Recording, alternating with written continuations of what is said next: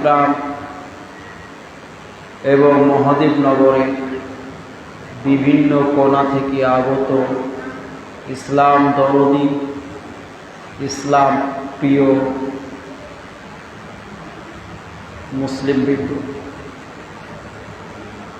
আমি আপনাদের সম্মুখে পবিত্র কোরআনের দুটি জায়গা হতে দুটি আয়াতের অংশবিশেষ পাঠ ও পরিবেশন করেছি।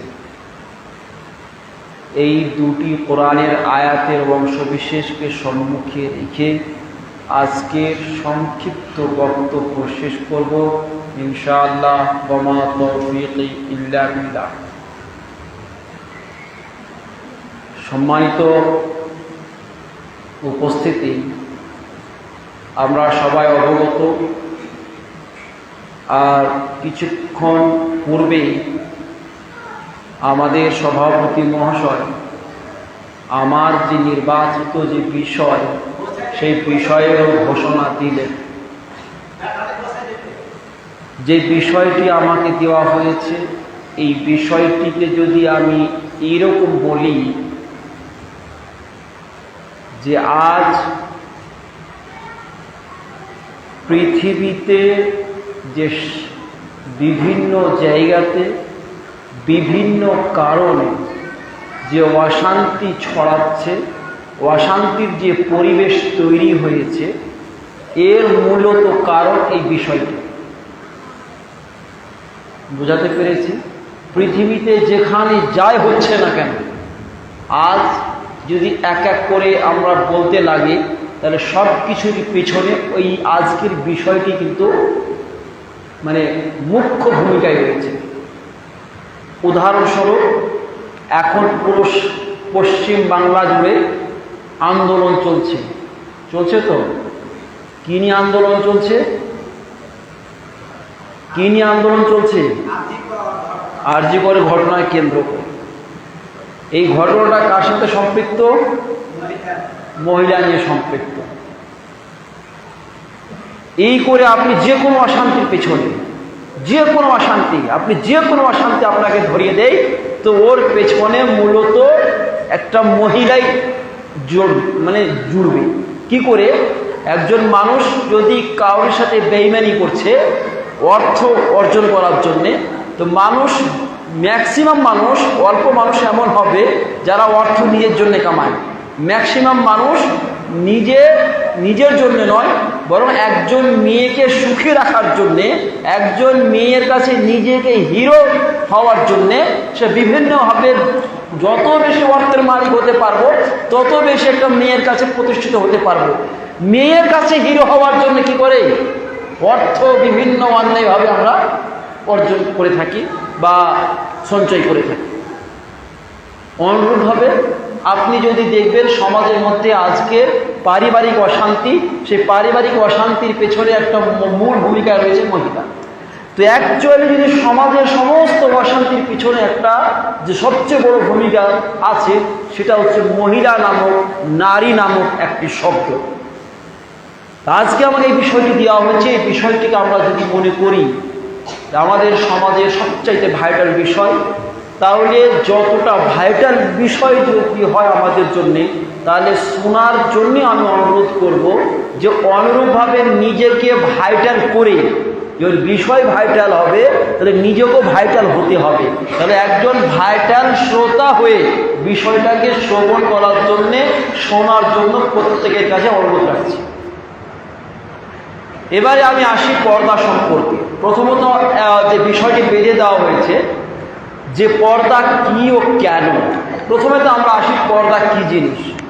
এই পর্দা শব্দটি মূলত উর্দু শব্দ। এটা আমরা এই শব্দটাকে বাংলায় ব্যবহার করে থাকি।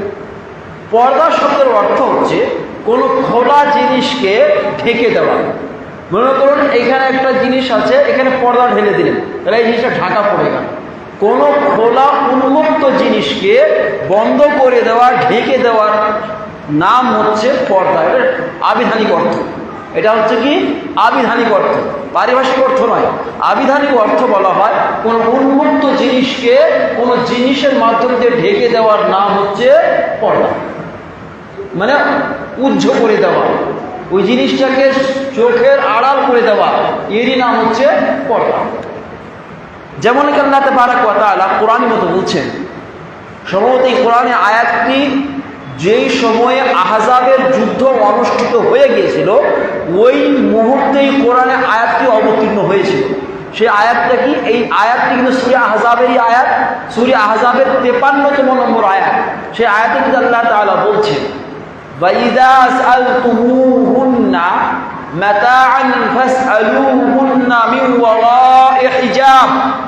আল্লাহ তাআলা বলছেন, মুসলমানদেরকে সম্বোধন করে, সাহাবাদেরকে সম্বোধন করে যে হে মুসলমানরা, সাহাবারা, যখন তোমরা আল্লাহর রাসূলের স্ত্রীদের কাছ থেকে কোনো কিছু চাইবে, কোনো সামান কিছু চাইবে, ফাসআলুহুন্না, তো তোমরা তাদের কাছ থেকে সেই জিনিসটিকে চাইবে মিন ওয়ারা'i হিজাব, পর্দার পিছন থেকে, পর্দার পেছন থেকে।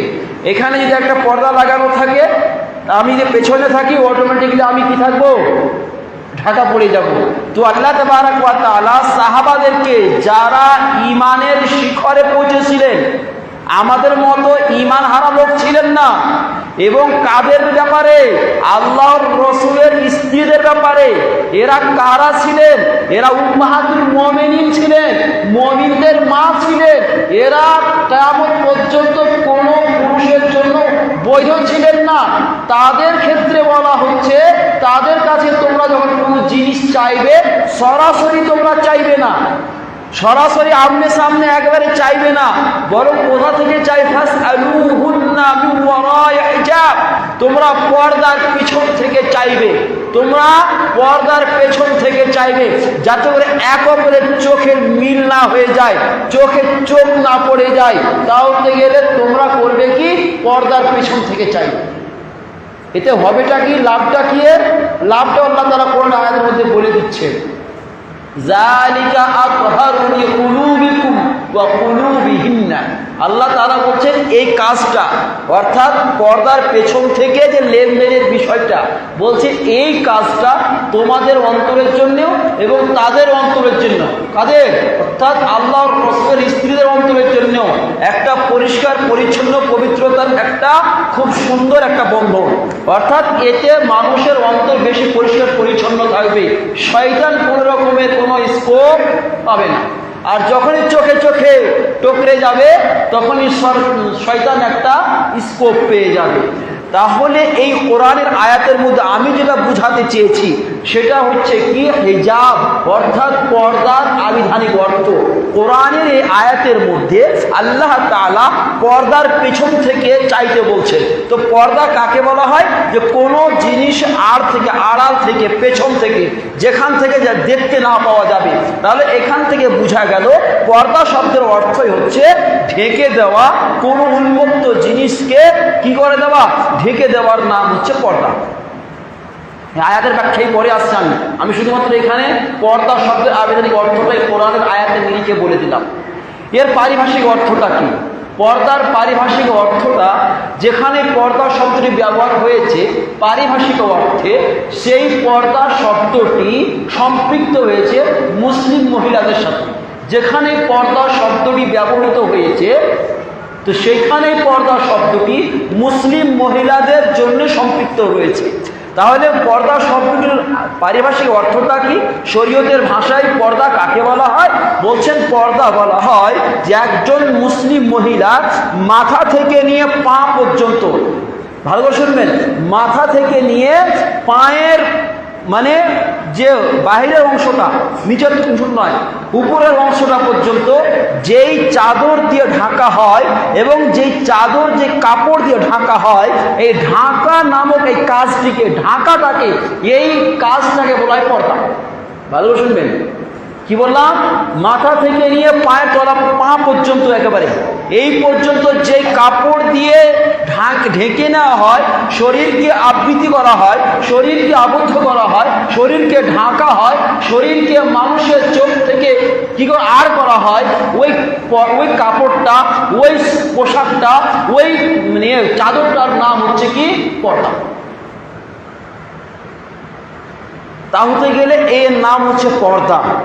যদি পর্দা এরই নাম হয়, যে পর্দার কথাটা আপনাকে বললাম, আপনি ভালো করে শুনবেন, পর্দা যদি এরই নাম হয়, মাথা থেকে নিয়ে পা পর্যন্ত আবদ্ধ করা, আবৃত করার নাম যদি কি হয়, পর্দা হয়, তাহলে আপনি আপনার নিজের আত্মাকে জিজ্ঞেস করুন। আমি কোনো মহিলার কাছে বলছি না, আমি প্রত্যেকটি প্রশ্ন আমি পুরুষদের কাছে করতে চাইছি। আপনি আপনার আত্মাকে জিজ্ঞেস করুন, আপনার বাড়ির মহিলারা পর্দায় আছে না পর্দায় নেই? কথাটা বুঝতে পেরেছেন? যে আপনি আপনার আত্মাকে জিজ্ঞেস করুন, পর্দার যে পরিভাষা দেওয়া হলো, পর্দার যে সংজ্ঞা দেওয়া হলো, এই সংজ্ঞা অনুযায়ী, এই পরিভাষা অনুযায়ী আপনার বাড়ির, আপনার অধীনস্থে থাকা মহিলা এবং মেয়ে এবং নারীরা পর্দার মধ্যে আছে কিনা আপনি নিজের আত্মাকে জিজ্ঞেস করলে আপনি আপনার প্রশ্নের উত্তর পেয়ে যাবেন।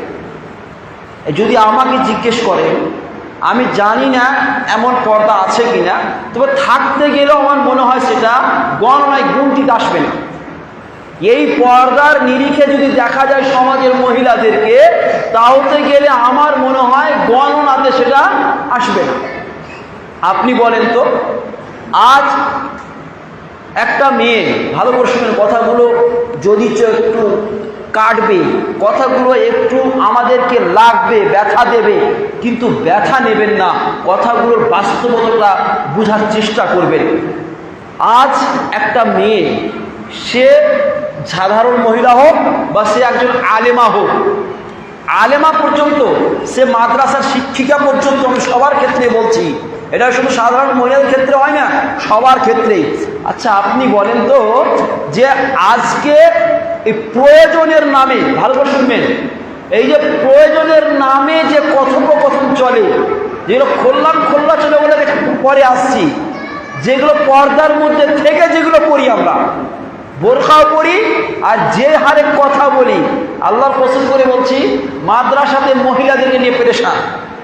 বয়েজ মাদ্রাসা আমার, কিন্তু মহিলাদের আগমন বেশি, বুরকাও পড়ছে, আর এদের কথা ধরন দেখে মনে হয় না যে বুরকার মান সম্মান কোথাও বেঁচে আছে।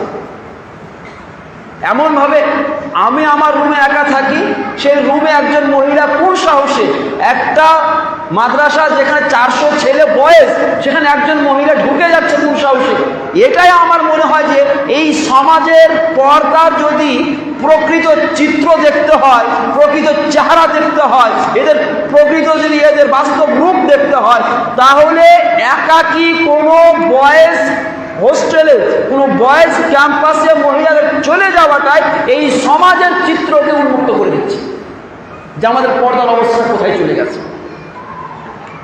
তাহলে যেই পর্দা নাম ছিল মাথা থেকে নিয়ে পা পর্যন্ত ঢাকার নাম ছিল পর্দা, আজ আমার সমাজে 0.0001 আছে কিনা এরকম পর্দা আমার সন্দেহ। তাহলে গেলে আমি বা আমার এই জাতি যে আজ বিভিন্নভাবে যে লাঞ্ছিত, বঞ্চিত, ঘৃণিত হচ্ছে, এর পেছনে অন্যতম কারণই হচ্ছে কি, এই নারী। আপনি আল্লাহর কসম করে বলছে, আপনি দেখবেন, আপনারা যারা যুবক আছেন তাদের উদ্দেশ্যে আপনাকে বলি একটা কথা, মা, ভাই, বোন, একটা পুরুষের সাথে সম্পর্ক কেন খারাপ হয়? শুধুমাত্র একজন মেয়ের জন্যই, নিজের স্ত্রীর জন্য।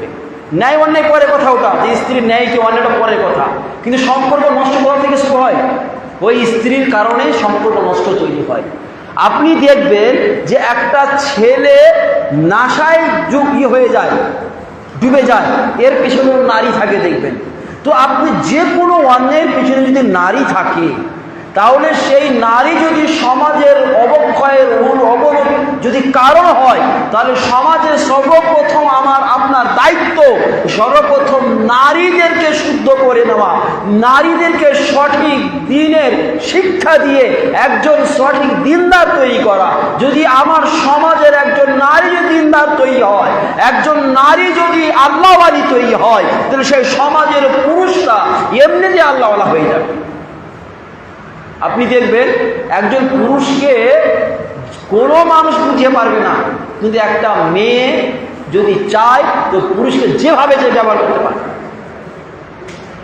একটা পুরুষের কাছে বাপের মায়ের জন্য 1000 টাকা বের করা খুব মুশকিল, কিন্তু স্ত্রী যদি আবদার করে দেয় তাহলে ওকে যদি 5000 বলে 5000 টাকা ব্যবস্থা করে দিয়ে দেবে।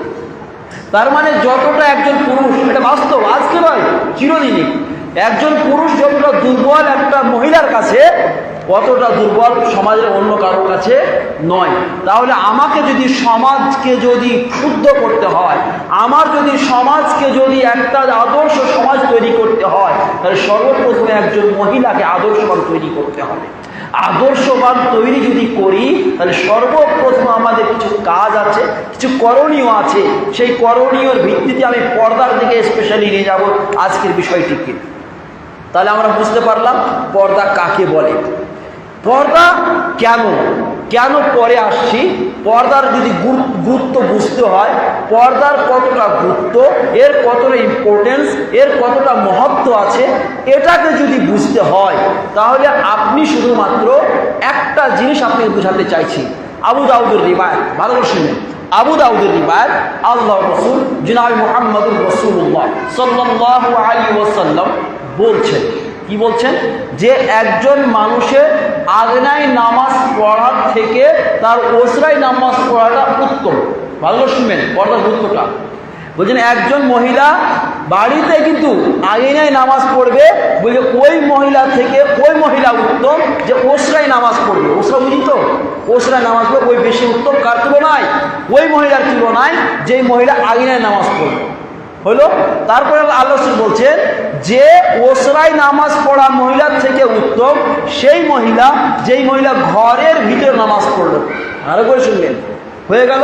তারপর আল্লাহ রাসূল বলছেন যে ওই মহিলা থেকে যেই মহিলা ঘরের ভিতরে নামাজ পড়লো ওর থেকে বেশি উত্তম ঘরের ভিতরে কোনো আরো নির্জন জায়গাতে যেখানে আরো বেশি পর্দা ব্যবস্থা রয়েছে সেখানে যে নামাজ পড়লো সে তার থেকে বেশি উত্তম। তাহলে পর্দার গুরুত্বটা বুঝতে পারছেন?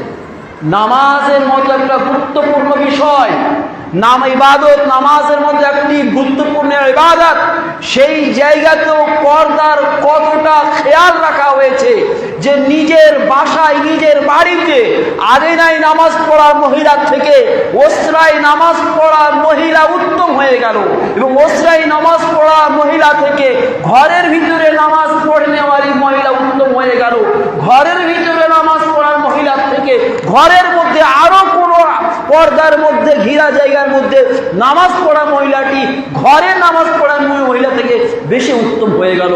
তাহলে পর্দার যে বিধান কতটা গুরুত্বপূর্ণ ইসলাম দিয়েছে এই হাদিস দ্বারা বুঝতে পারি। এটাকে যদি আরো একটু বেশি বুঝতে চাই তাহলে আমি আরেকটু আপনাকে বুঝিয়ে দিই।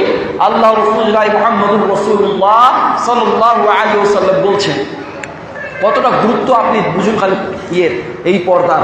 আল্লাহ রাসূল সাল্লাল্লাহু আলাইহি ওয়াসাল্লাম বলছেন, হাদিসে বর্ণনাকারী হযরতে আব্দুল্লাহ রাদিয়াল্লাহু তাআলা আনহু, উনি আল্লাহ রাসূলের কাছ থেকে বর্ণনা করছেন। আল্লাহ রাসূল বলছেন আল মারাতু কুল্লুহা আওরা, আল মারাতু কুল্লুহা আওরা।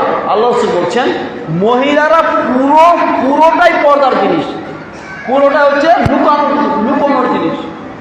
আওরা মানে শারমগাহ, লুকানোর জিনিসকে বলা হয় আওরা বলা হয়। তো আল্লাহ রাসূল সাল্লাল্লাহু আলাইহি ওয়াসাল্লাম বলছেন যে মহিলারা পুরোটাই মাথা থেকে নিয়ে পা পর্যন্ত পুরোটাই হচ্ছে কি ঢাকার জিনিস।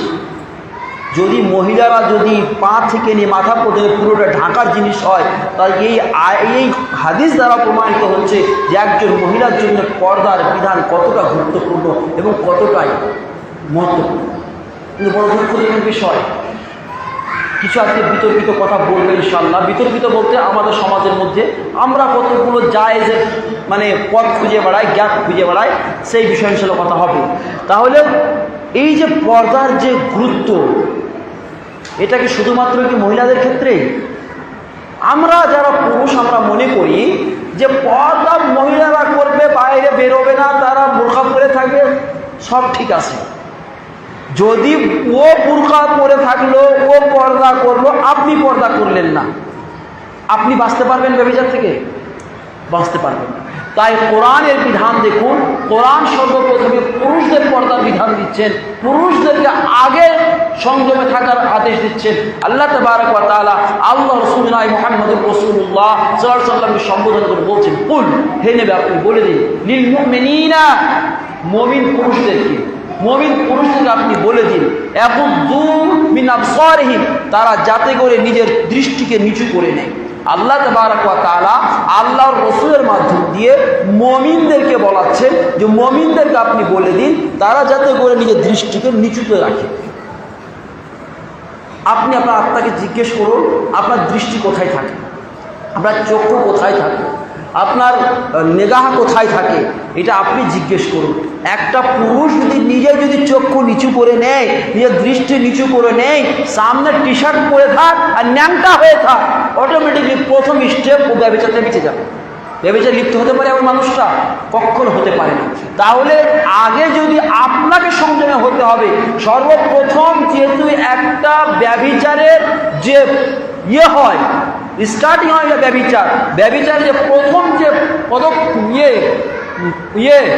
সেটা হচ্ছে কি চক্ষু, চোখে দেখা, তারপরে মুখে বলা, তারপরে অন্য অন্য যা ব্যভিচারে যার যেগুলো সেগুলো। তাহলে আপনি যদি চোখেই দেখলেন না, তাহলে পরবর্তী স্টেপের কোনো রকমের আর অবকাশ থাকে না। তাহলে একজন পুরুষ যদি আজকে যদি আল্লাহ তাবারক ওয়া তাআলা এই নির্দেশ অনুযায়ী যে তোমরা তোমাদের চক্ষুকে, নিগাহকে, তোমার দৃষ্টিকে নিচু করে রাখো, যদি আদেশটা পালন হতো আজকে, তাহলে আজকে অটোমেটিক্যালি সমাজের মধ্যে পুরুষরা কমপক্ষে ব্যভিচার থেকে বেঁচে যায়।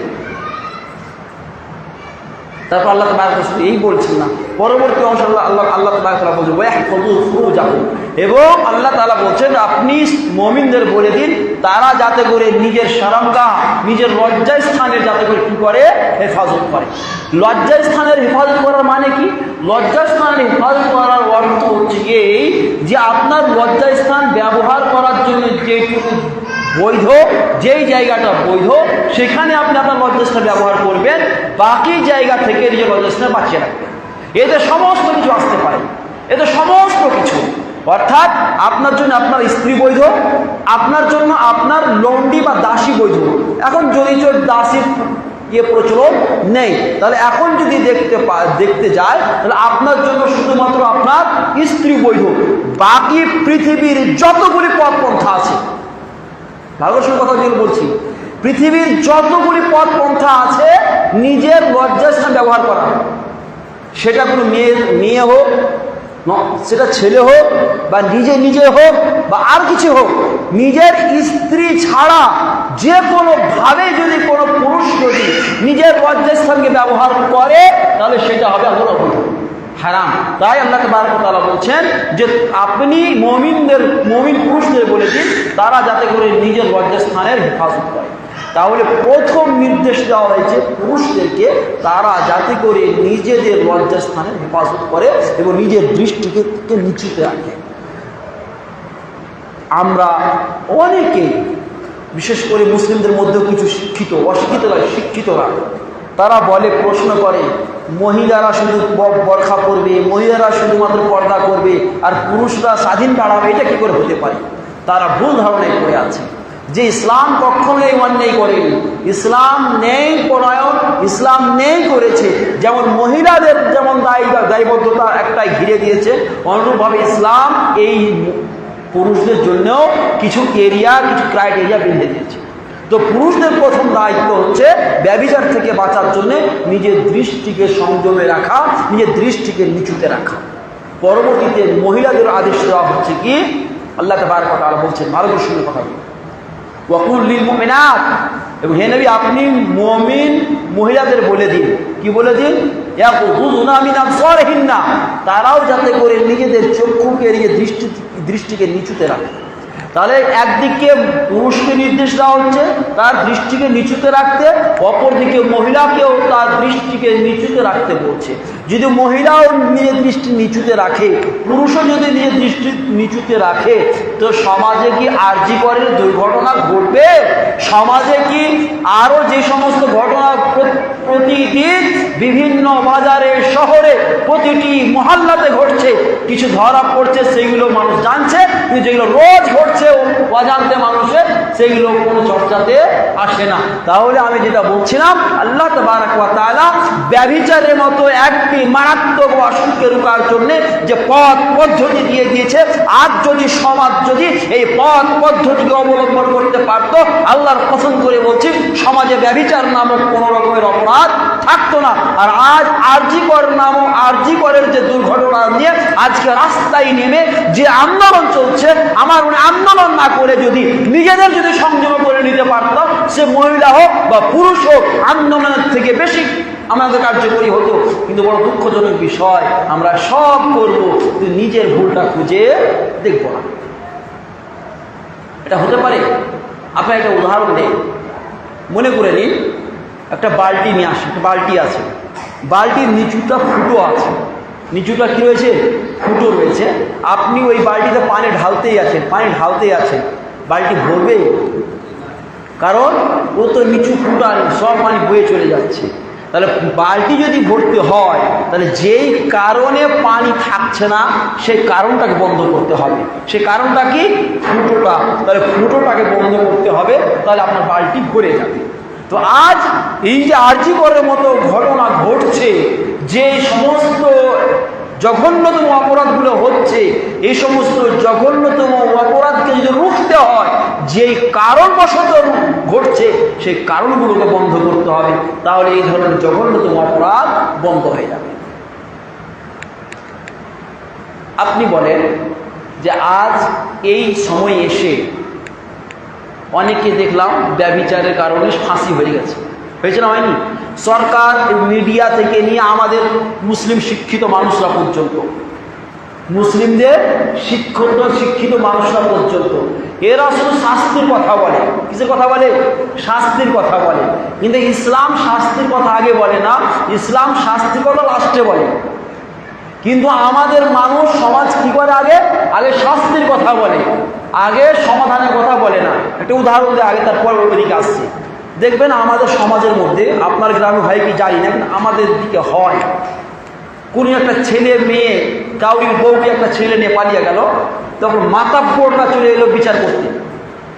তখন ছেলের উপরে চাপিয়ে দিল 5-10 লাখ টাকার কি মোহরানা, নয় 5-10 লাখ টাকার উপরে চাপিয়ে দিল, আর বিয়ে পড়িয়ে দিল জোর করে। অপরাধ স্ত্রী।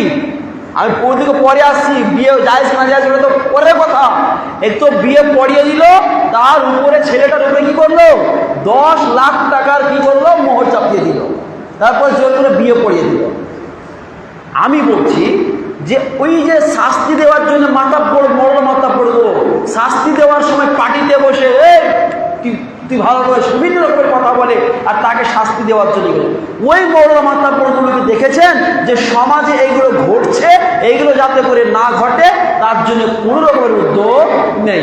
দেখবেন যেই বাবু ওই পার্টিতে বসে বিচার করছে, সে নিজে এবং তার পুরো পরিবারে নোংরা ডুবে আছে। তাহলে যে নিজে নোংরায় ডুবে আছে, সে সমাজকে কোনো ভালো পথ দেখাতে পারে? কখনো হতে পারে না। কিন্তু আল্লাহ তাবারক ওয়া তাআলা শাস্তির কথা শেষ প্রান্তে বলছেন, আগে আপনি যাতে করে শাস্তির সম্মুখীন না হন, আপনি যাতে করে আপনি শাস্তির সামনাসামনি না পড়েন, তার জন্য আল্লাহ তাবারক বলছেন তুমি তোমার চক্ষুকে নিচুতে রাখো, তুমি তোমার শরমগার হেফাজত করো। মহিলাকে আল্লাহ তাআলা ওই কথা রিপিট করছেন, শুধুমাত্র যাতে করে এমন কোনো অপরাধ না ঘটে যায় যেই অপরাধের কারণে আপনি শাস্তির সম্মুখীন হয়ে যান। আর এখানে কি হচ্ছে? কানুন তৈরি হচ্ছে, নিয়ম তৈরি হচ্ছে, শাস্তির দাবি, ফাঁসি দাও, সব করো, যে কারণে ঘটছে সেই নিয়ে কোনো রকম ভাবনা চিন্তা নেই। উদাহরণ দিতে যাচ্ছিলাম, উদাহরণটা কি বলছিলাম? মনে মনে একটা আপনি মাংসর টুকরো নিলেন, মাংসর পিস নিলেন, একটা কিসের পিস? মাংসর পিস। আপনি মাংসর পিসটাকে ওই বাগানে গিয়ে রেখে দিলেন, আচ্ছা আপনি বলেন কুকুর লাগবে কি লাগবে না? কুকুর লাগবে কি লাগবে না? লাগবে। আপনি কুকুর এলো 2-4টা, আপনি গিয়ে পাড়ার লোক গিয়ে 2টা কুকুরকে মেরে শেষ করে দিলেন, কিন্তু মাংসটা ওখানে রেখে দিলেন, কুকুর আসা বন্ধ হবে? কুকুর আসা বন্ধ হবে? আপনি তো 2জনকে মেরে ফেলে দিয়েছেন, তাই বলে কুকুর কি বন্ধ হবে আসা? বন্ধ হবে না। তার কারণ যেই কারণে কুকুর লাগছে সেটার আপনি সমাধান বের করেননি। আপনি মারার তো প্ল্যান করেছেন, কিন্তু যাতে করে কুকুর না লাগে সেটা ব্যবস্থা করা উচিত ছিল। অর্থাৎ সেই মাংসটাকে নিয়ে এসে সুরক্ষিত জায়গাতে আপনি যদি রেখে দিতাম তাহলে কুকুর আর লাগতো না। তো আজ আপনি যতই আপনি মারুন, শাস্তি দিন, ফাঁসি দিন, কখনো ব্যভিচার বন্ধ হতে পারে না যতক্ষণ না যেই কারো ব্যভিচার ঘটছে ওই মাংস টুকরো রাস্তায় পড়ে থাকতে গেলে কুকুর শত শত হত্যা করে দিল, কুকুর আসা বন্ধ হবে না। অনুরূপভাবে যদি মহিলারা নিজেকে যদি সংযমে না রাখে, নিজেকে যদি সেই বন্দির মধ্যে পর্দার মধ্যে না রাখে, আল্লাহর কসম করে বলছি আপনি হাজারোটা ফাঁসিতে লটকে দিন, কুকুর মানুষ কুকুরগুলো আসা বন্ধ হবে না। তাহলে আমাকে আগে ওই মাংসটাকে তুলে নিয়ে এসে আমার কী করতে হবে? একটা সুরক্ষিত জায়গায় রাখতে হবে, তাহলে কুকুর আসা অটোমেটিক শাস্তি দরকারই পড়বে না। তো আগে আপনি বাঁচার রাস্তা তৈরি করেন, এখানে বাঁচার কোনো পথ আমি তৈরি করব না, কিন্তু শাস্তি দেব। এই জন্যে আজও পর্যন্ত ব্যভিচার নামক অপরাধ কমেনি, বরং বেড়েই যাচ্ছে। পর্দা, এর কথা যখন মনে পড়ে পর্দা কি জিনিস, আর আমার সমাজকে মিলিয়ে দেখতে গেলে আমার মনে হয় যে আমরা কতটা নিচুতে নেমে গেছি। এটাকে বোঝার জন্য সেই বুখারীর একটা হাদিস আপনাকে স্মরণ করে দিচ্ছি। সেই বুখারী হাদিস, হাদিসটি বর্ণনা করছেন হযরত আয়েশা সিদ্দিকা রাদিয়াল্লাহু তাআলা আনহা। উনি বলছেন, লম্বা হাদিস আছে, আমি শুধু আমার মূল বক্তব্যটা বলে দিচ্ছি। উনি বলছেন হযরতে ফাতেমাতুজ জাহরা রাদিয়াল্লাহু তাআলা আনহা, ইনার নাম সবাই শুনেছেন, আল্লাহর রাসূলের সবচেয়ে প্রিয়তমা কন্যা। আল্লাহর রাসূলের সবচেয়ে প্রিয়তমা কন্যা ছিলেন হযরতে ফাতেমাতুজ জাহরা রাদিয়াল্লাহু তাআলা আনহা। ইনি ছিলেন হাসান হোসেনের আম্মা হযরত আলী রাদিয়াল্লাহু তাআলা আনহুর স্ত্রী। তো উনি যখন মৃত্যুবরণ করেছিলেন তো ওনাকে রাত্রিবেলায় দাফন করা হয়েছিল। কখন? ভালো করে শুনবেন, কি বললাম? রাত্রিবেলায় দাফন করা হয়েছিল। আমি আমার মা বোনদেরকে বিশেষ করে শোনার জন্য অনুরোধ করছি এই হাদিসটাকে।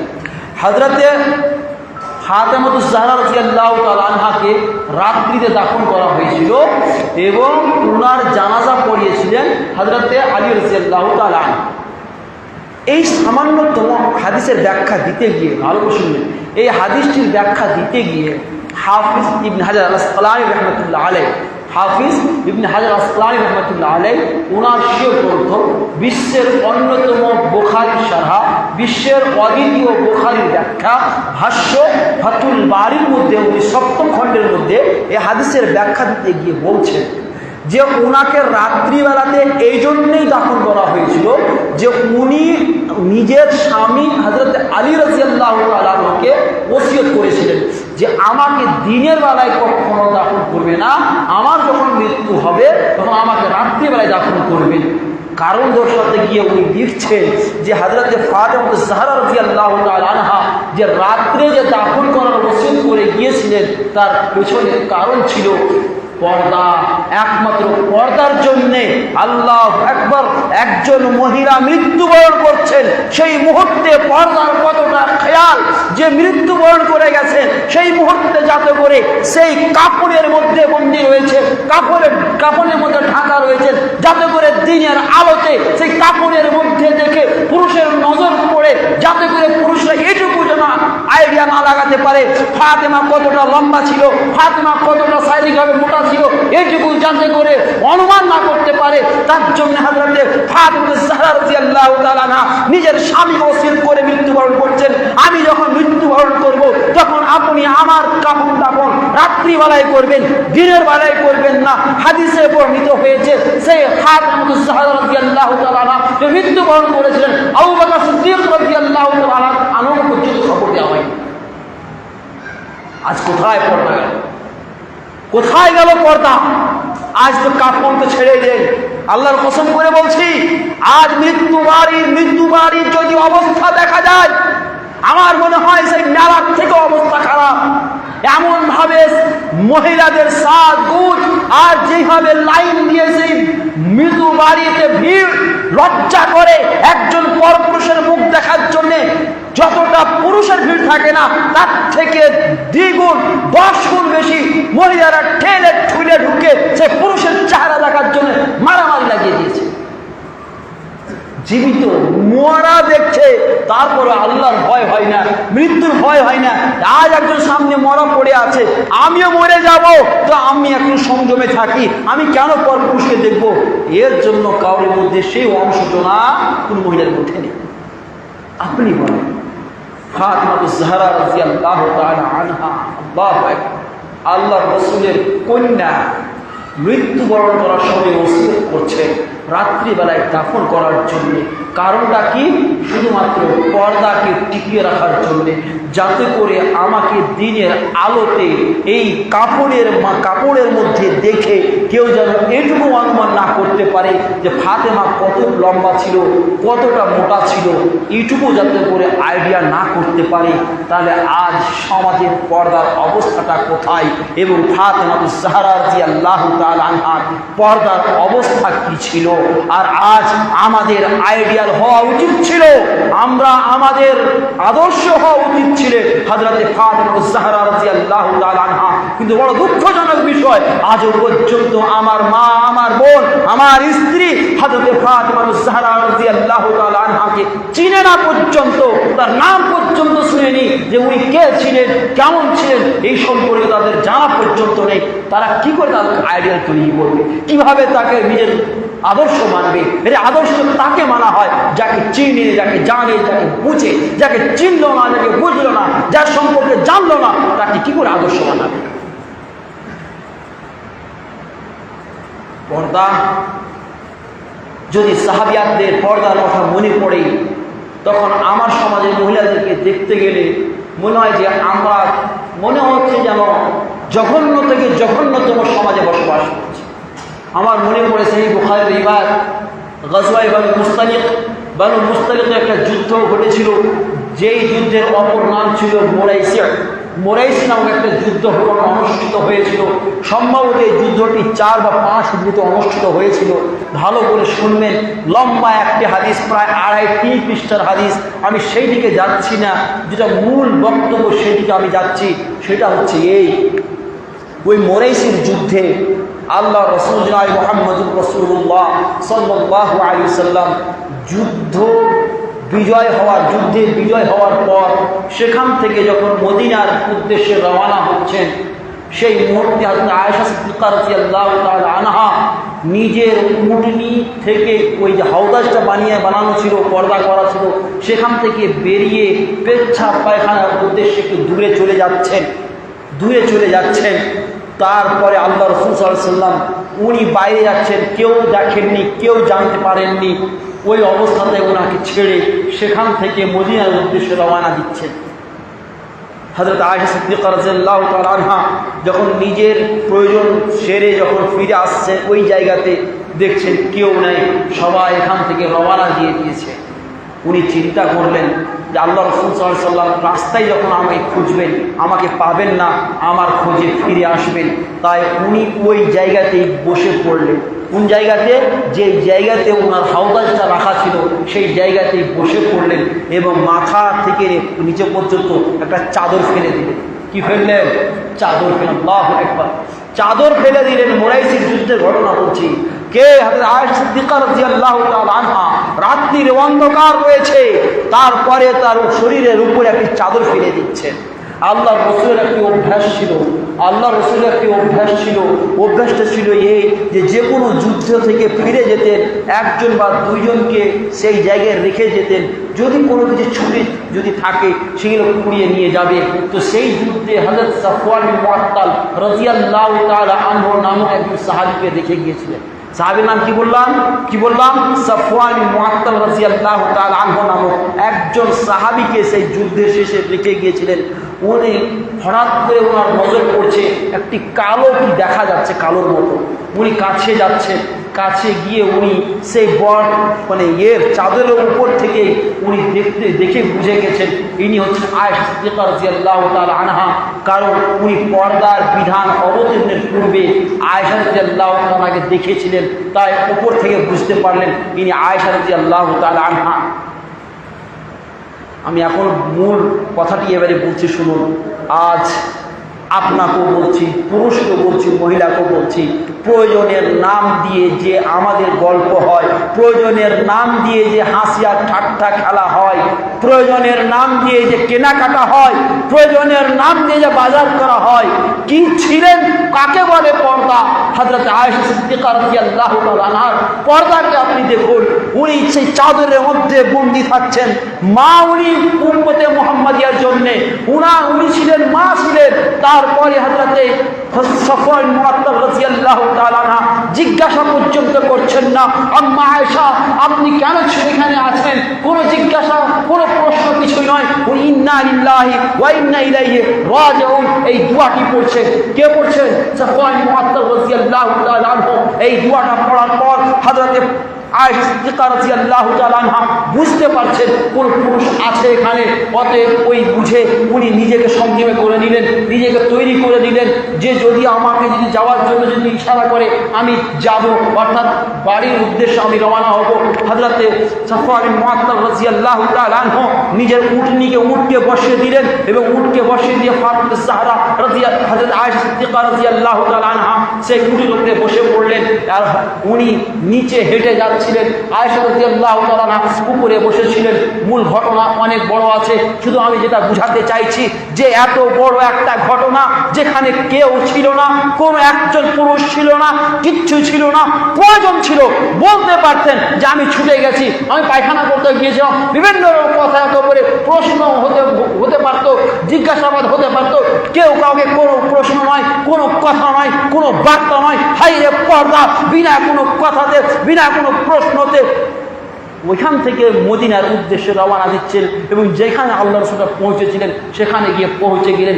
এর মাঝে কোনো একটাও কথা হয়নি। আজ আমার মায়েদের পর্দা কোথায়? আজ আমাদের পর্দা কোথায়? যে যারা এত প্রয়োজন, এমন একটা ভয়ঙ্কর পরিস্থিতি হযরত আয়েশা সিদ্দিকা রাদিয়াল্লাহু তাআলা আনহা, তারপরে একবার প্রশ্ন করছেন না যে আমার এই ঘটে গেছে, আমার এই হয়েছে, উমুক তমুক, কোনো কথা নয়। কিন্তু আজ প্রয়োজনের নামে যে সমাজে যেভাবে যা চলছে এটা খুবই দুঃখজনক বিষয়।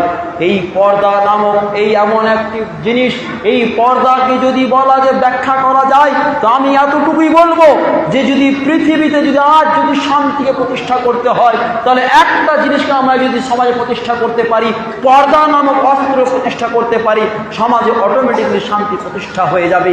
আপনাকে একটা সামান্য একটা উদাহরণ দিয়ে বুঝাই। আমাদের মায়েদের খুব আপত্তি, অনেকের, সবারই নয়, অনেক ভালো আছেন, অনেকে ভালো আছেন, অনেকে চেষ্টাও করেন বাঁচার, কিন্তু হয়তো সেভাবে বাঁচতে পারেন না, সমাজ যেহেতু সেইভাবে গড়ে ওঠেনি। অনেকে চান বাঁচতে কিন্তু সেভাবে বাঁচতে পারেন না। মহিলাদের অনেকের প্রশ্ন যে এত কি এর মধ্যে থাকা যায় নাকি, এত পর্দা করা যায় নাকি? এটা অনেকেই বলে, এটা আলেমরাও বলে দেয় আবার, এত পর্দার মধ্যে থাকা যায়, নওজুবিল্লাহ মিন যালিক। এই ধরনের কথা আপনার ঈমানকে নষ্ট করে দিতে পারে সময়ে, যাকে আমি সেদিকে যাচ্ছি না। তো এই যে একটা কথা যে পর্দার মধ্যে থাকাটা জরুরি কেন, পর্দাটা কেনই বা করবে, এটাকে বোঝার জন্য আপনাকে একটা হাদিস দিয়ে বুঝাই, তাহলে আপনি বুঝতে পারবেন। আমি মায়েদেরকে এতটুকুই বলবো যে আপনি যে কী জিনিস এটা আপনি জানেন না বলে আপনি পর্দাকে ঘৃণা করছেন। আপনি যে কত দামি জিনিস এটা যদি মায়েরা জানতো, বোনেরা জানতো, আমাদের স্ত্রীরা জানতো কতটা দামি, কতটা গুরুত্বপূর্ণ, কতটা মূল্যবান, যে তার মূল্যটা যদি চিনতে পারতো তাহলে সে নিজের মূল্যকে বুঝে নিজের হেফাজত করত। আল্লাহ রাসূলুল্লাহ মুহাম্মদুর রাসূলুল্লাহ সাল্লাল্লাহু আলাইহি ওয়াসাল্লাম বলছেন, আল মারআতু কুল্লুহা মাতা, আর দুনিয়া কুল্লুহা মাতা। সারা পৃথিবীটাই হচ্ছে সামান স্বরূপ। এই যে পৃথিবীটা দেখছি না, সব যা দেখছেন এই পৃথিবীটা, পুরো পৃথিবীটা হচ্ছে সামানের মতো। ওয়া খায়রু মাতাই দুনিয়া আল মারআতুস সালিহা, এবং পৃথিবীর মধ্যে সবচেয়ে দামি, সবচেয়ে উত্তম, সবচেয়ে উৎকৃষ্ট সামান সামগ্রী হচ্ছে একজন সৎ নারী। তাহলে আপনাকে আমার প্রশ্ন, যদি পৃথিবীর সবচেয়ে সেরা দামি মাল, দামি সম্পদ যদি একজন সৎ নারী হয়ে থাকে, সবচেয়ে দামি জিনিস, আজকে আমাদের কাছে সবচেয়ে দামি জিনিস কি? সবচেয়ে দামি জিনিস কি? হীরা। হীরা কেউ দেখেছেন?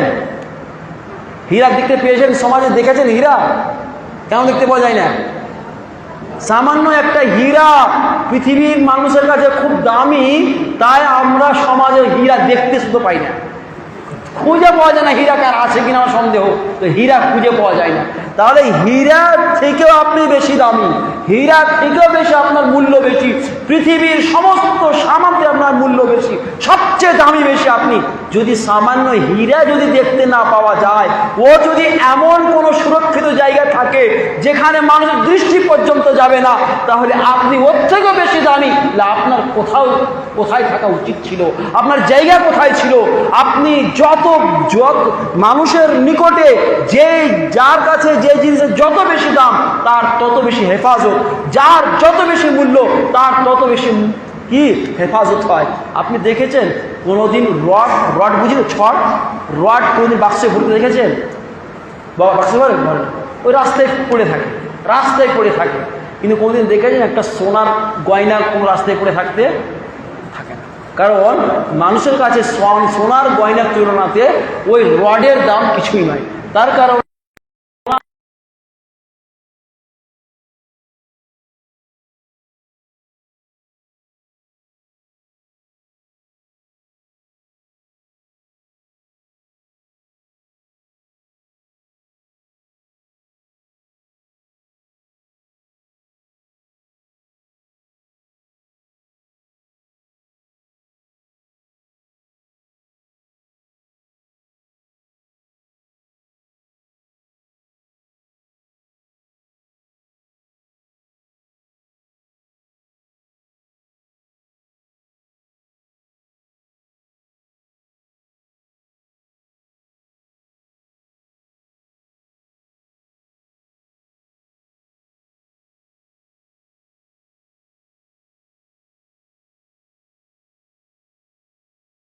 পেছাবো করে আবার ওই লবণে, তো লবণটা আমাদের কাছে কি সস্তা, তাই ওর জায়গা কোথায় হলো? বাইরে। কিন্তু সামান্য ওর তুলনায় একটু দাম বেশি কার? চিনির দাম বেশি। চিনি কোথায় থাকছে? একেবারে সুরক্ষিত একটা জায়গাতে থাকছে। তাহলে মানুষের কাছে যে জিনিসের যত বেশি মূল্য, সেই জিনিসের তত বেশি হেফাজত, তার তত বেশি মানে কি দেখরেখ করা হয়। তাহলে একজন মহিলা যদি আল্লাহ রসুল মুহাম্মদ রাসূলুল্লাহ সাল্লাল্লাহু আলাইহি ওয়াসাল্লামের বাণী অনুযায়ী সবচেয়ে দামি এবং সবচেয়ে গুরুত্বপূর্ণ যদি হয়ে থাকে, তাহলে এর কি সবচেয়ে বেশি হেফাজত হওয়া উচিত ছিল না? কে বুঝাবে এই মায়েদেরকে যে ভাই তুমি সবচেয়ে দামি সম্পদ, সবচেয়ে মূল্যবান সম্পদ, অতএব সবচেয়ে মূল্যবান সম্পদ হতে গেলে সবচেয়ে বেশি হেফাজত হওয়া দরকার ছিল। কিন্তু আমি আমার নিজের সম্পদের মূল্য নিজেই বুঝিনি, নিজের মূল্য নিজেই হারিয়ে দিয়েছি। তাহলে এই সম্পদের হেফাজত করবে কে? এই সম্পদকে কে করবে? আপনি বলুন তো, আজকে হীরা যদি রাস্তায় পড়ে থাকে তাহলে দেখবেন 10টা মানুষ হত্যা হয়ে যাবে, আর ওটা খালি মারামারি করতে গিয়ে। ও বলবে যে আমি পেয়েছি, ও বলবে আমি পেয়েছি। হয়তো আপনি পেয়ে গেলে কেউ জানতে পারে, রাস্তায় মেরে কেড়ে নেবে, হীরাটা হত্যা করে দেবে আর হীরা কেড়ে নিবে। তাহলে সামান্য হীরার জন্য যদি এরকম যদি হয়, তাহলে একটা মহিলার জন্য কত সমাজে ফিতনা ছড়াচ্ছে এটা বলার অবকাশ রাখে না। তাই সমাজের সমস্ত অশান্তির জ্বর এই মহিলাকে নিয়ে। এটি আমার কথা নয়, বরং আল্লাহর নবী জনাব মুহাম্মদ রাসূলুল্লাহ সাল্লাল্লাহু আলাইহি ওয়াসাল্লাম নিজে বলেছেন, মা তারাকতু ফিতনাতান আযাররা আলা মা তারাকতু বাদি, ঠিক না, ফিতনাতান আযাররা আলা রিজালিন মিনান নিসা। আল্লাহ রাসূল আমার সেই বুখারী রিওয়ায়াত, আল্লাহ রাসূল বলছেন যে আমার মৃত্যুর পর একজন পুরুষের জন্য মহিলা থেকে বড় কোনো ফিতনা ছেড়ে আমি যাই না। একজন পুরুষের জন্য সবচেয়ে বড় ফিতনা হচ্ছে আল্লাহ রাসূলের মৃত্যুর পরে একজন মহিলা। তাহলে মহিলা একজন পুরুষের ঈমান নষ্ট করার জন্য একজন মহিলা যথেষ্ট। কারণ ওই হাদিসের শেষ অংশের মধ্যে রয়েছে, ইন্না আউওয়ালা ফিতনাতিন ফি বানি ইসরাঈল কানাত ফিন নিসা, অর্থাৎ বানি ইসরাঈলের মধ্যে সর্বপ্রথম যে ফিতনা হয়েছিল সে মহিলাদের ফিতনা ঘটেছিল, মহিলা কেন্দ্রিক ফিতনা ঘটেছিল। তাহলে যে কোনো সমাজের মধ্যে দেখবেন যে ফিতনা ঘটে ম্যাক্সিমাম সেই মহিলাকে কেন্দ্র করে, সেটা কালে কালে যুগে যুগে, আজকে শুধু নয় কালে কালে যুগে যুগে হয়ে এসেছে। তাই আজকে যদি সমাজে যদি শান্তি প্রতিষ্ঠা করতে হয়, তাহলে সর্বপ্রথমে আমাদের মা ও বোনেদেরকে যে ইসলামী যে বিধি বিধান মেয়েদের জন্য রয়েছে, বিশেষ করে পর্দা নামক বিধানকে যদি যতক্ষণ না মায়েদের মধ্যে আমরা 100% না পারতে গেলেও নিজেদের সাধ্য মতো তাদেরকে পর্দার বিধানের জন্য আমরা বাধ্য না করতে পারবো, সমাজের যত নিয়ম তৈরি না কেন, যত নীতি তৈরি করি না কেন, সমাজ থেকে ব্যভিচার নামক এই ক্যান্সারকে আমরা হটাতে পারি।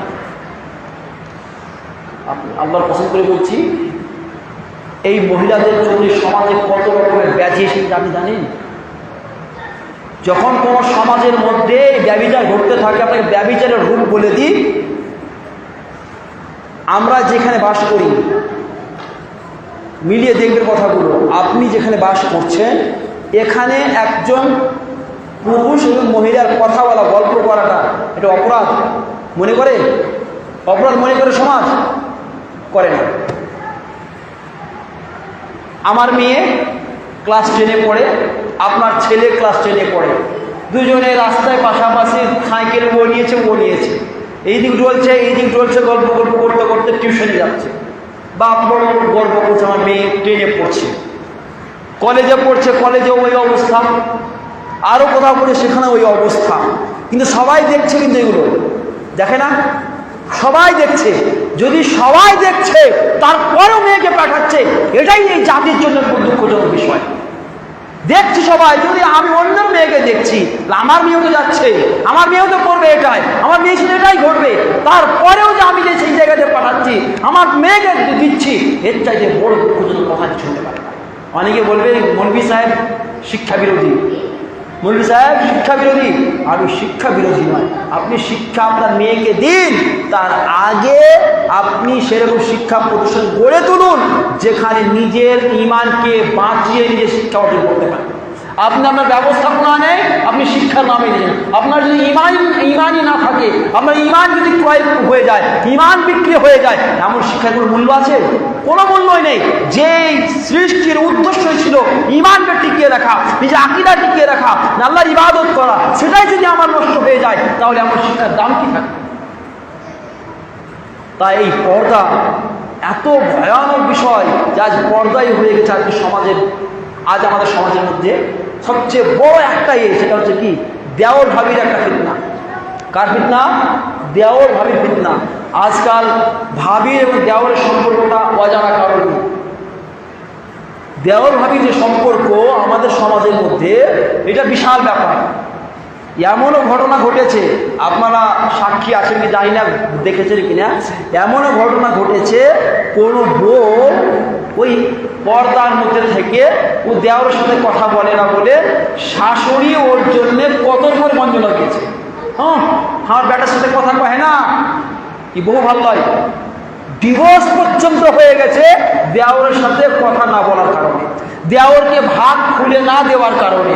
এরকম ঘটনা সমাজে অনেক দেখতে পাবেন, যে শাশুড়ি বাধ্য করেছে দেওরের সাথে বাজারে যেতে, দেওরের সাথে বাজার করতে, দেওরের সাথে আরো কোনো কোথাও যেতে, হসপিটাল যেতে, কোনো বাজারে বিভিন্ন জায়গায় যেতে, শাশুড়ি বা আবার কখনো কখনো দেখা গেছে যে তার স্বামী পর্যন্ত দেওরের সাথে তাকে বিভিন্ন জায়গায় পাঠিয়ে দিয়েছে। জানেন এটা কি?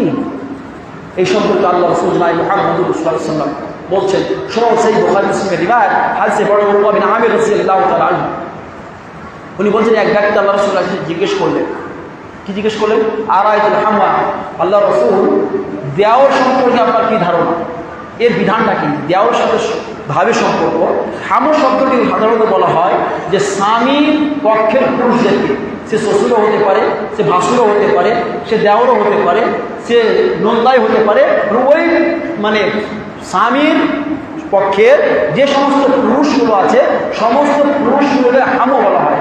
তো আল্লাহ রাসূলকে জিজ্ঞেস করা হলো যে হামো নামক এই যে পুরুষরা রয়েছে, এদের সম্পর্কে আপনার ধারণা কি? তো আল্লাহ রাসূল সাল্লাল্লাহু আলাইহি ওয়াসাল্লাম বললেন, আল হামু আল মউত, আল হামু আল মউত, বলছে হাম হচ্ছে মৃত্যু, একটা মৃত্যুর মতো। মানুষ, আপনি মরতে চাইবেন? তাহলে পৃথিবীতে সবচেয়ে বেশি মানুষের ভয় কি থেকে? মৃত্যু থেকে। মানে মরতে কেউ চায় না, সবাই মৃত্যুতে পালাতে চাইছে।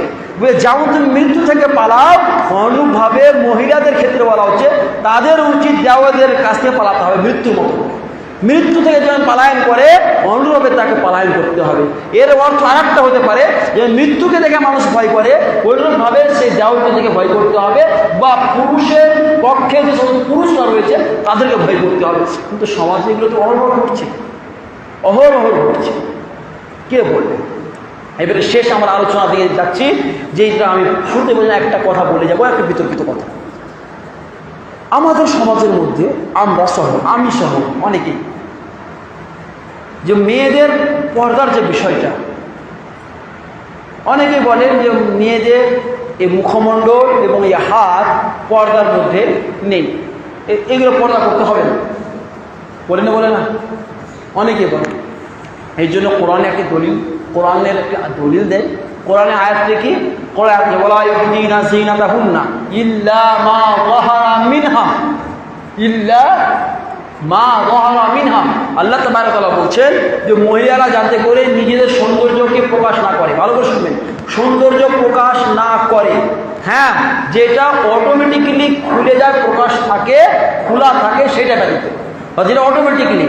আর এই অটোমেটিক্যালির ব্যাখ্যা করতে গিয়ে অনেকেই বলছেন, আব্দুল্লাহ ইবনে আব্বাস রাদিয়াল্লাহু তাআলা আনহুর ব্যাখ্যাকে দিতে গিয়ে, যে এই চেহারা এবং দুই হাত, এই কবজি পর্যন্ত, এই দুটো জিনিস অটোমেটিক্যালি খোলা থাকে, এই দুটো ব্যতীত বাকি যে শরীরের সৌন্দর্য সেগুলো প্রকাশ করা যাবে না, মহিলাকে প্রকাশ করা জায়েজ নয়। ভালো করে কথা শুনবেন, ওই কোরআনের আয়াতের পরবর্তী অংশটা যদি বুঝেন তাহলে এটা পরিষ্কার হয়ে যাবে। আল্লাহ তাআলা পরবর্তী অংশ ওয়ালিয়াযরিবনা বিখুমুরিহিন্না আলা জুনুবিহিন্না বিখুমুরিহিন্না, এবং আল্লাহ তাআলা বলছেন যে মহিলাদের উচিত যে তারা তাদের বুকে যাতে করে একটা দোপাট্টা ওড়নি ফেলে নেয়। কি ফেলে নেয়? ওড়নি ফেলে, কাপড় পরে থাকবে, কাপড়ের উপরে একটা কি চাদর গায়ে দিবে, কাপড়ের উপরে কি গায়ে দিবে? চাদর গায়ে দিবে, যেটা পরে থাকবে তার উপরে বুকে একটা কাপড় থাকবে। এখানে একটা আমার খুব আপত্তিকর কথা, অনেকেই বুরকা পরে, বুরকা আছে কিন্তু আবার এখানে ওড়না এত ছোট যে এমনি হাত উঠাতে গেলে উঠে যায়, পুরোটা কি হয়ে যায়? উঠে যায়। তো উচিত ছিল যে পোশাকটা পরে থাকবে সেই পোশাকের উপরে একটা চাদর গায়ে দিবে। তার পরবর্তী অংশ আল্লাহ তাআলা বলেন ওয়ালা ইউবদিনা যিনাতাহুন্না ইল্লা লিবুলাতিহিন্না, ভালোবাসার কথাটা, এবং তারা যাতে করে নিজের সৌন্দর্যটাকে জাহির প্রকাশ না করে, হ্যাঁ, নিজের শ্বশুরের সামনে যে সমস্ত পুরুষের নাম এসেছে ওখানে মেহরাম, যাদের সঙ্গে বিবাহ বৈধ নয়, তাদের বিবরণ এসেছে, তাদের বিবরণ ওদের সামনে সৌন্দর্যটাকে প্রকাশ করবে।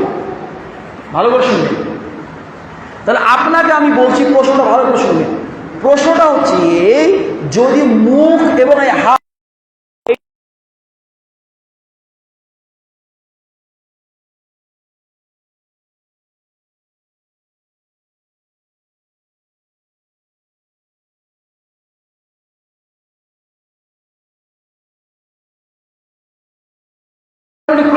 প্রথমে উঠে গেছে, আর বাকি খোলা যাবে।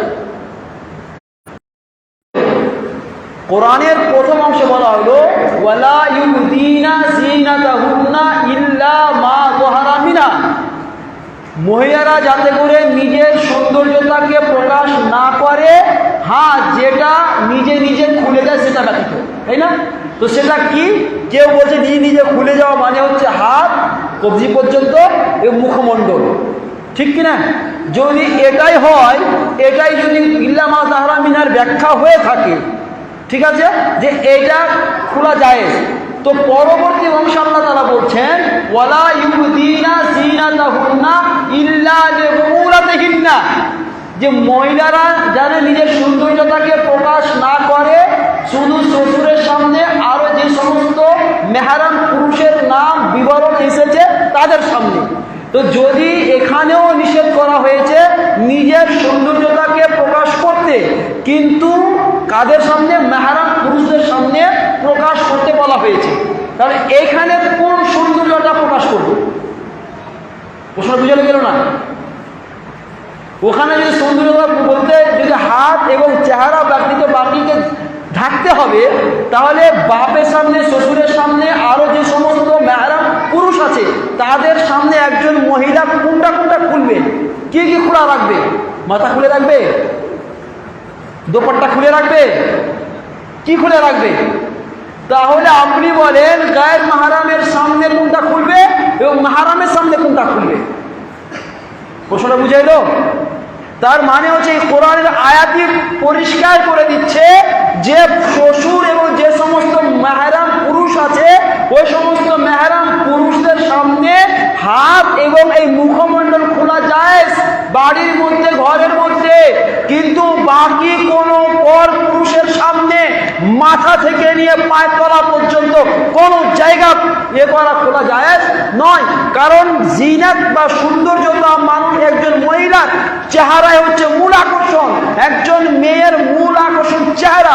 চেহারায় যদি একজন পরপুরুষের সামনে খুলে দেয় তাহলে সর্বপ্রথম ফিতনা সেখানেই শুরু হয়ে যাবে, কারণ চেহারা থেকে মানুষের ফিতনা আরম্ভ হয়।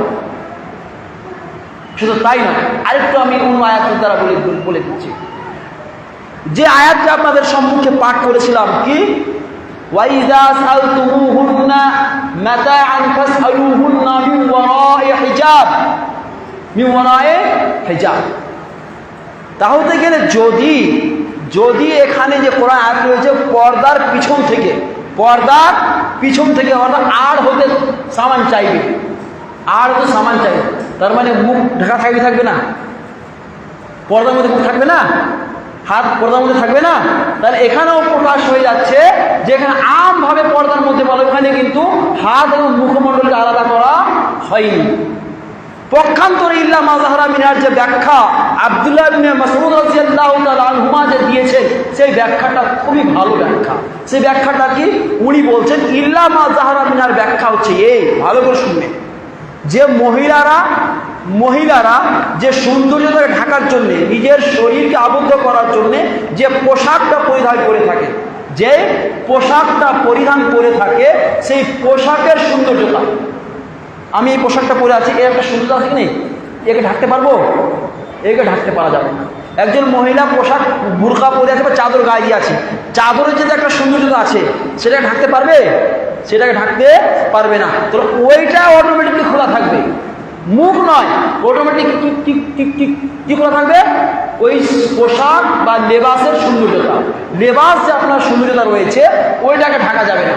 একটাকে ঢাকবেন একটা দিয়ে, ওটাও উপরে ঢাকতে হবে। তাহলে সারা জীবন কাপড়ের উপরে কাপড়, কাপড়ের উপরে কাপড় চাপিয়ে যেতে হবে, কখনো ওকে আপনি ঢাকতে পারবেন না। তো এটা হচ্ছে ইল্লা মা যাহারা মিনার সঠিক ব্যাখ্যা। এটাই ঠিক মনে হচ্ছে কোরআন এবং হাদিসের সমস্ত কিছুকে সামনে রেখে।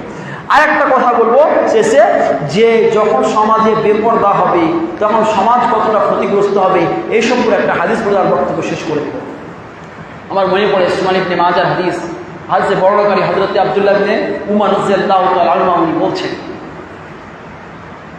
লাম তাযহারিল ফাহিশাতু ফি কওমিন কাত্তু হাত্তা ইউলিনু বিহা ইল্লা খাশাবিহু তাআউনা ওয়াল আওজাউ আল্লাতী লাম তাকুন মাযাত ফি আসলাফিল্লাযীনা মাযাউ। আল্লাহ রাসূল জনাব মুহাম্মদ সাল্লাল্লাহু আলাইহি ওয়াসাল্লাম বলছেন, যখন কোনো জাতির মধ্যে প্রকাশ্যে নির্লজ্জতা হতে থাকবে, প্রকাশ্যে একেবারে খুল্লাম খোল্লা, আজ লজ্জা আছে এখানে যে কোনো গায়ের মাহরাম একটা অপরিচিত ছেলে মেয়ে গল্প করে, এতে কেউ কিছু বলতে বলে? স্কুলে একসাথে বসে যাচ্ছে, একসাথে গল্প হচ্ছে, এর কারোর লজ্জাবোধ আছে? বলছে যখন প্রকাশ্যে ব্যভিচার হতে থাকবে, প্রকাশ্যে নির্লজ্জতা হতে থাকবে, প্রকাশ্যে মানুষ লজ্জাবোধ হারিয়ে যাবে, মানুষের হায়া শেষ হয়ে যাবে, তো আল্লাহ রাসূল সাল্লাল্লাহু আলাইহি ওয়াসাল্লাম বলছেন ইল্লা ফাশাহিমু তাউন, বলেন সেই জাতির মধ্যে তাউন নামক ব্যাধি ছড়িয়ে যাবে। কি ছড়াবে? তাউন নামক ব্যাধি ছড়িয়ে যাবে। আর কি ছড়াবে? ওয়াল্লাহু জাউল্লাতী লাম তাকুন মাযাত ফি আসলাফিহিমুল্লাযীনা মাযাউ, এবং এমনও কতগুলি ভাইরাস ছড়িয়ে যাবে যে ভাইরাসগুলি আমাদের পূর্বসূরীদের মধ্যে ছিল না। যারা বয়স্ক লোক আছেন তারা বলতে পারবে, ক্যান্সার কতদিন থেকে শুনছেন? ক্যান্সারের রোগ 20 বছর হবে, মনে হয় 20 বছর হলো। এইডস বেশি দিনের নয়, এটাও 10-20 বছরের মধ্যে।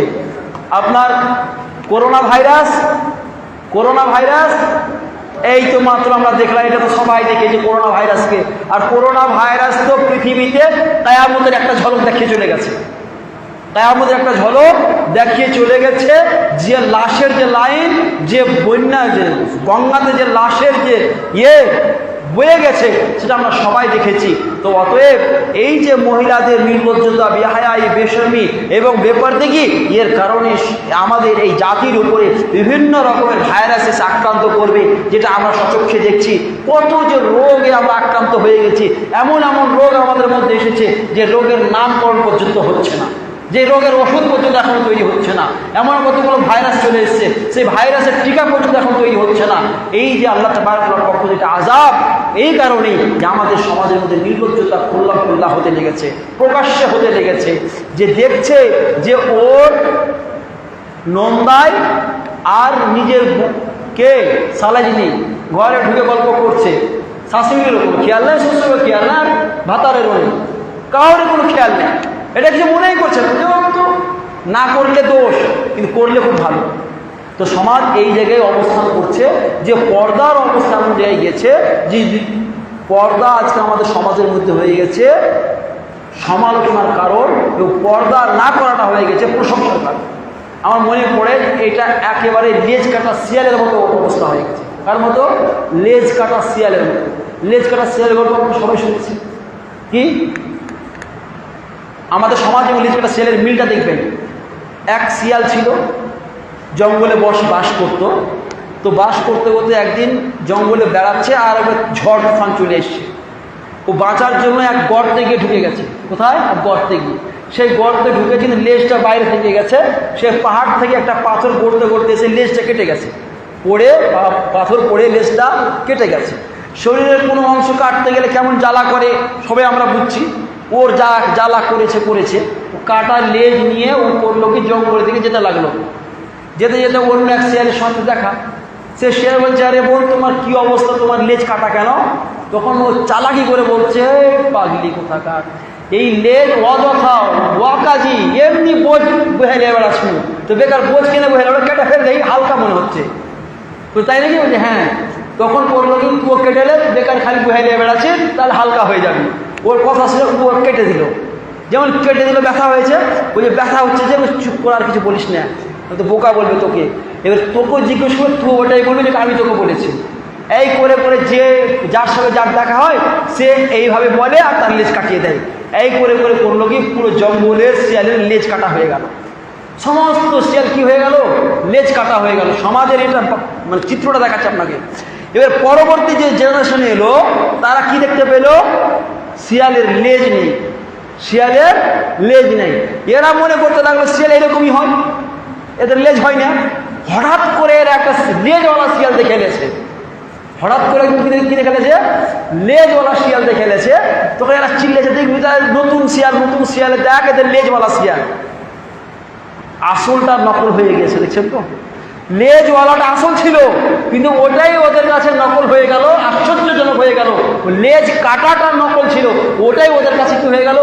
আসল হয়ে গেল। তো আমাদের সমাজের অবস্থা তাই, যে আসলটা হয়ে গেছে নকল এবং নকলটা হয়ে গেছে আসল। আজকে ভালো কাজ করেন, আপনি সমাজে বাস করতে পারবেন না, কিন্তু আপনি অন্যের সঙ্গে জড়িয়ে যান, সবার মতো করে চলেন, সমাজে আপনি বড় হিরো হয়ে যাবেন। হিরো কিনা? তো এই হচ্ছে আমাদের সমাজের অবস্থা। অনেক কথাই ছিল পর্দা সম্পর্কে। পর্দা সম্পর্কে শেষে একটা কথা বলি, যে আমার বক্তব্য শেষ করে দিচ্ছি।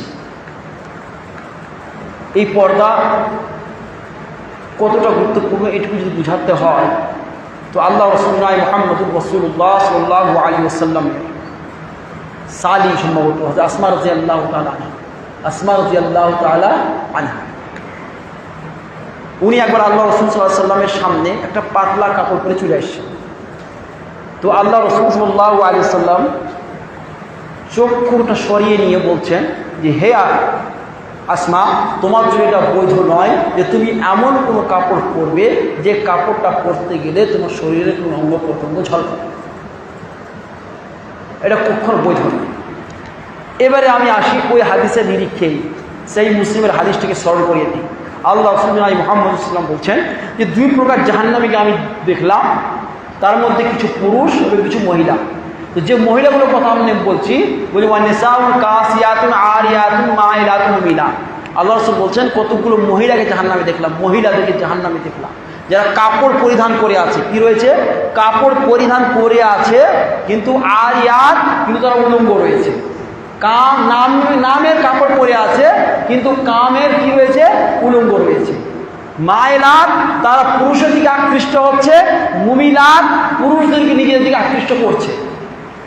আছে কি নেই?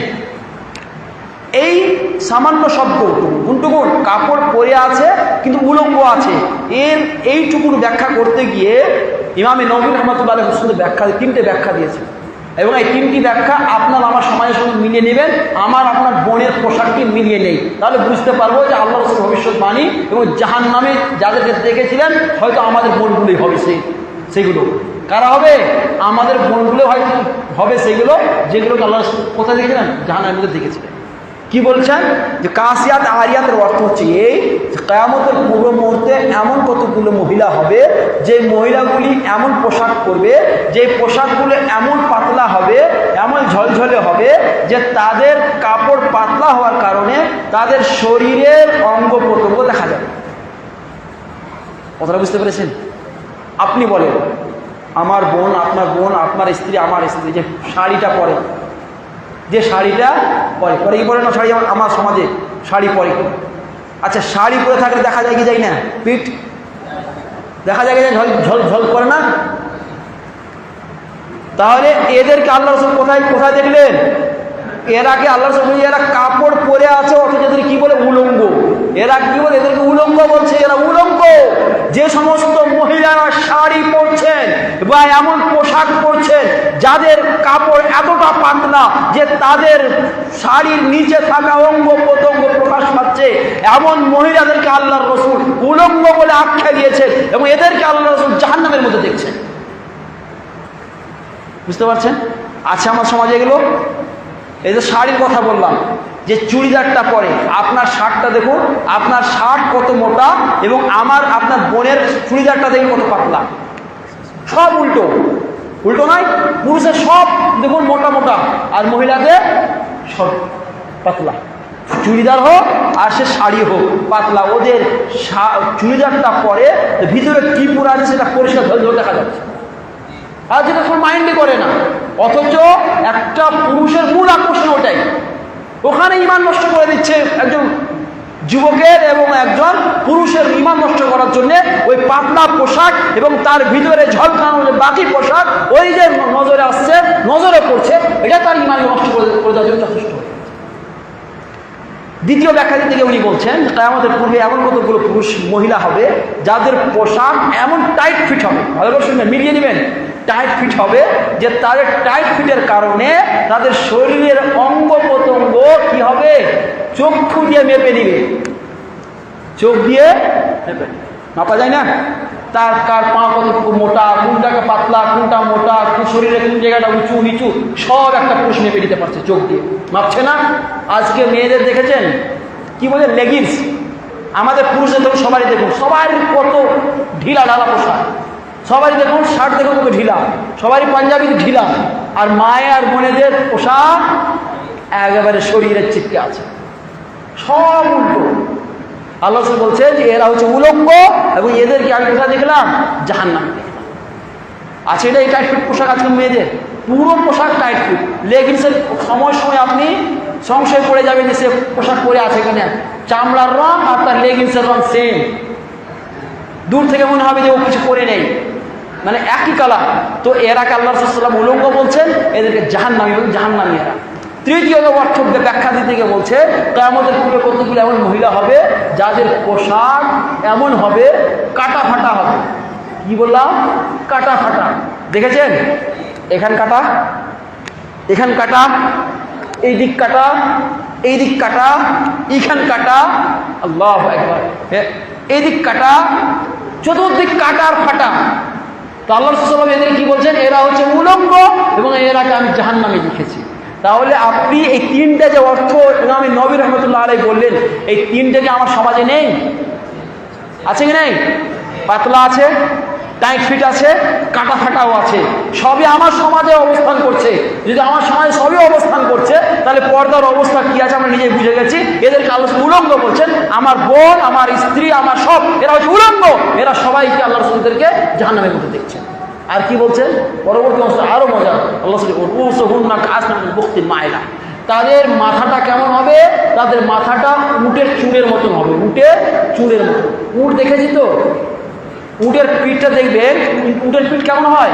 উটের পিঠ দেখবেন দুই সাইডে গড়ান থাকে আর মাঝখানে উঁচু থাকে, পিঠের মধ্যখানে কোঁচ বাড়া থাকে, উঁচু থাকে, আর দুই সাইডে গড়ান থাকে। তো বলছে কতগুলো মহিলার হেয়ার স্টাইল এমন হবে যে চুলকে নিয়ে গিয়ে একেবারে উটের চুলের মধ্যে এখানে বেঁধে দিবে আর হেয়ার স্টাইল ঘুরে বেড়াবে। বোরখাওয়ালিরাও করে এটা। ওই জন্যে চুলের ঝুঁটি বেঁধে কখনো যাওয়া যাবে না, ঘরের মধ্যে বাঁধতে পারে, বাট ঝুঁটি বেঁধে ওর উপরে যতই আপনি পর্দা লাগান না কেন এটা করা যাবে না। চুল ছাড়া থাকবে সবসময়। চুল কি থাকবে? চটি থাকবে, ঝুঁটি হবে না। কি হবে না? ঝুঁটি হবে না, চটি হবে। অত লম্বা লম্বা করে চটি করবে। কিন্তু আজকে মহিলারা বোরখা পরে আছে, এইখানে বোরখার এইটা বেঁধে আছে, ঝুঁটিটা এখানে করে খোপা করে আছে। এই এদেরকে আল্লাহ কোথায় দেখলেন? জাহান্নামের মধ্যে দেখলেন। এদেরকে আল্লাহ জাহান্নামের মধ্যে দেখছেন। তাই আমাদের সমাজের মধ্যে মহিলাদের যে বেপরদার অবস্থা সবই আমরা দেখতে পাচ্ছি। শেষে এইটুকু অনুরোধ করব বিশেষ করে পুরুষদেরকে, যে আমরা আগে নিজেদের দায়িত্ব নেই, যে আমরা আমাদের নিজেদের স্ত্রীকে, নিজের কন্যাকে, নিজের অধীনস্থে থাকা বোন, মা, তাদেরকে পর্দার জন্য উদ্বুদ্ধ করব এবং পর্দা করার জন্য তাদেরকে বোঝাবো। এবং সময়ে যদি শক্তি প্রয়োগ করতে হয়, শক্তি প্রয়োগ মানে শুধু লাঠি দিয়ে নয়, বিভিন্নভাবে শক্তি প্রয়োগ করতে হয়, সেটাও করব। কিন্তু